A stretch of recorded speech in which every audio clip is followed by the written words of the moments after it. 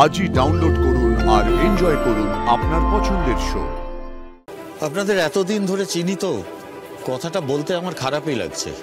কেসটা যদি আপনারা না লড়েন তাহলে হাজতবাসের জন্য তৈরি থাকা ছাড়া আর তো কোনো রাস্তা দেখছি না। অনেকগুলো এমন ধারা লাগানো আছে যে কেসটা খুব জটিল হয়ে গেছে। তার জন্য তো আপনাকে ডাকা। কেস জিতিয়ে দেবো, কিন্তু তারপরেও মেডিনেস্ট ফেরত পাবেন এমন কোনো ভরসা কিন্তু দিতে পারছি না।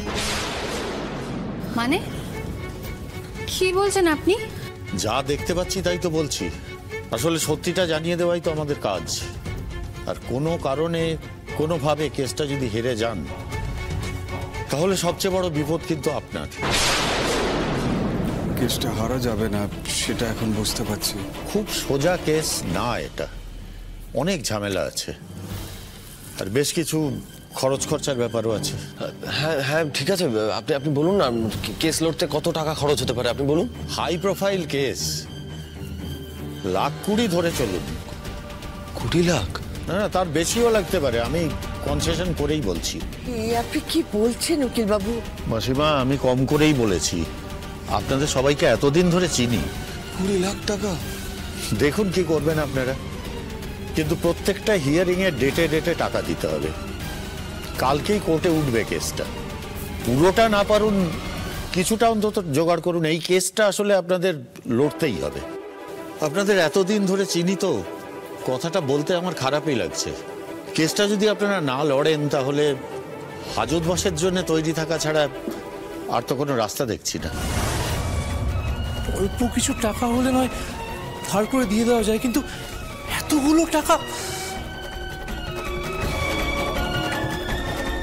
আনন্দি, কি করছো তুমি এটা? মানে কি, কেন? না, এটাকে বিক্রি করে কতটুকু কি পাও?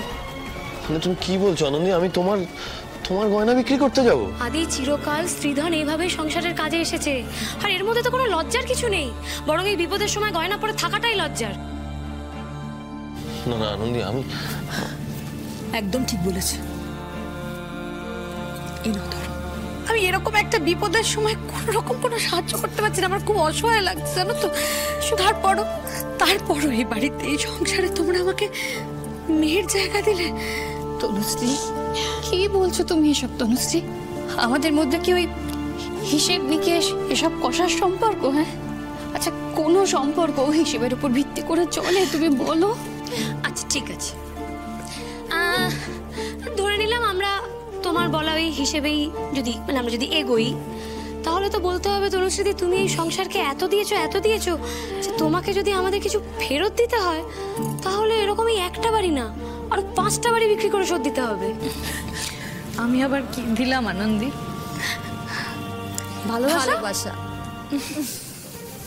সত্যি তো তাই। ভালোবাসার কাছে আর কোনো কিছুর মূল্য হয় না। এই আদি, এই নে ধর, এগুলোও ধর, আমার গয়নাগুলোও নে। এগুলোর মধ্যে আমাদের আবেগ, আমাদের শক্তি লুকিয়ে রয়েছে। তবে এগুলো বিক্রি করে তুই কত টাকা পাবি তা আমি জানি না দাদু ভাই। তবে এই লড়াইটা লড়ার জন্য তুই অফুরন্ত শক্তি পাবি, দেখিস।